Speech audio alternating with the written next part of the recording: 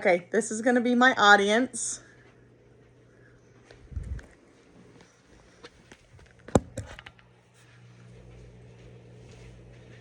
This will be a persuasive speech, and it will be over physician-assisted suicide.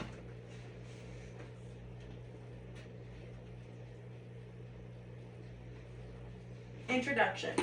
Physician-assisted suicide was first legalized in the year of 1997. This legalization sparked the nation with the meaning behind it.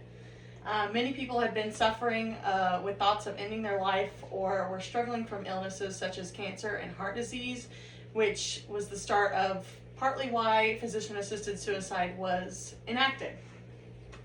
According to New England Journal of Medicine, they collected data on all terminally ill Oregon residents who received prescriptions for lethal medications under the Oregon Death with Dignity Act and who died in the year of 1998. The data obtained showed 23 people who received medications was reported by the health division. 15 died taking the medication and 6 died from underlying illnesses. What is physician-assisted suicide? This is when the physician gives orders to give the patient a lethal dose of medication.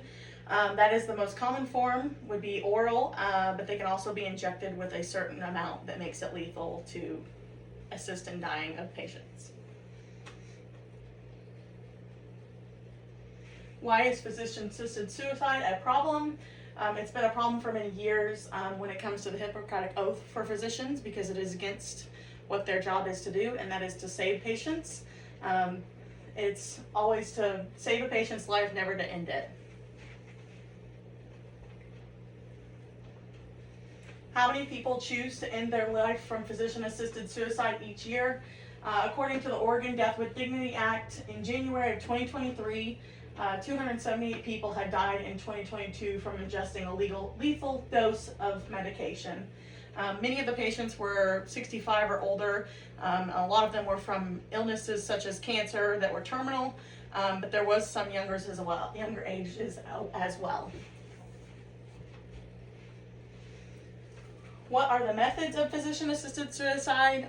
Like I stated before, the most common is the oral dosage. It's where the physician will prescribe a medication to a patient, and it is not necessarily on the physician to give it. If the patient chooses that, then they can, but the patients have to take the medicine on their own, and that's up to them whether they decide to continue with their choice. The Death with Dignity law also correlates with physician-assisted suicide. This law was first made in Oregon, and it was one of the states that everybody would travel to or move to if they wanted to go via physician-assisted suicide, because it was the first legal state to have it. It's defined as an end-of-life option for those who feel they are eligible. In other words, the law is saying that there is a medical aid in dying, and this is the route to go for it. Like I stated before, Oregon was the first one to pass it. Soonly after, there were a few other states such as Maine, New Jersey, Montana, Colorado, Washington, D.C., and Hawaii that decided to enact the law as well. What is the youngest age a person can go via PAS? The age that I found that was the youngest was 12 years old. Very low age, which is just not right in my mind. And even at that age, they have to have consent for physician-assisted suicide up until the age of 16. And the next steps of this is some cases I found on physician-assisted suicide that I felt were very strongly felt cases for the patients, although I'm not for physician-assisted suicide. The first one is Linda Bluestein. She is originally a Connecticut citizen, but she traveled to Vermont, where it was then legal there to get physician-assisted suicide medicine. And she was the first one to receive aid that was a non-Vermont citizen. She was 75 years old, and she was struggling with fallopian tube cancer, and it was terminal. She said that After her diagnosis, the hardest thing for her was that her wish to die was so hard to find and follow through with, which is why she ended up traveling to Vermont to get the medicines for it. Brittany Maynard is one of the most known people for physician-assisted suicide.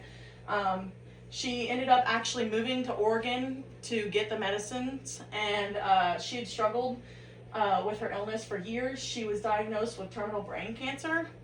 So when she finally decided that that was what she wanted, I think she struggled for like 7 years. But she said she wanted to take this into her own hands, and that being because if she got so ill that she wanted to make the decision on her own before it got to that point, so her family didn't have to worry about it and she could say her goodbyes on her own terms. And sadly, she passed away at the age of 29 because she did follow through with the lethal dose of medication. Jack Kevorkian, he is one of the most known for physician-assisted suicide as well, and not in a good way. He actually, it's kind of teetering on the edge of if he was actually helping these people or more so murdering them. He was known for helping more than 100 people in their lives during the 1900s. He actually got sentenced to prison for that because of all the lives that he took, and some of them were in not so humane ways. He ended up euthanizing over 130 people that were known and reported through his time of physician-assisted suicide. Something that I think should always be gone by when you're working in the medical field is to always care, never kill solution. And I don't think physician-assisted suicide follows that rule. I think that it goes against it, if anything. The solution to physician-assisted suicide, I think instead of a physician aiding in the death of those under their care, they should respond to the needs of the patients at the end of life. Some of the ways that they can do that, this is according to the AMA Code of Medical Ethics. They should not abandon a patient once it is determined that the cure is impossible. They must respect patient autonomy, must provide good communication and emotional support, and they must provide appropriate comfort and care and adequate pain control for the patients, just to make sure that they're in their best state before they pass away, and not to aid in the passing of them earlier than what they should. How are patient-physician relationships affected by physician-assisted suicide? Like I mentioned before, the Hippocratic Oath this goes against that, and having the physicians aid in that can go against their moral values as well. But if they're put in a position where they have to do that, it doesn't end well. Morals can obviously be affected by all involved, because you never know how people see these types of subjects when it comes to their beliefs. Patients may look at doctors differently if they don't respect their wishes, but you've got to see it from both sides of the patient and the doctor's side, because the doctor is the one giving the medication.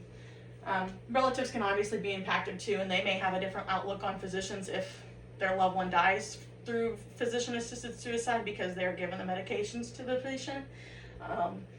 Yeah. Why do people choose physician-assisted suicide? Many of the reasons, there's a multitude of reasons, but the one that I found the most was terminal cancer is the most abundant out of all of them. According to the National Library of Medicine, up to half of patients with cancer suffer with depression. The elderly also suffer from depression and thoughts of suicide if they are ill or if they can't do certain things. So this is a reason why some of the older generation choose physician-assisted suicide, so they don't have to suffer. Another reason that they could be choosing physician-assisted suicide would be reasons such as heart disease, cancer, mental health illness, or depression. That's my references. So how long did you know was your time in it?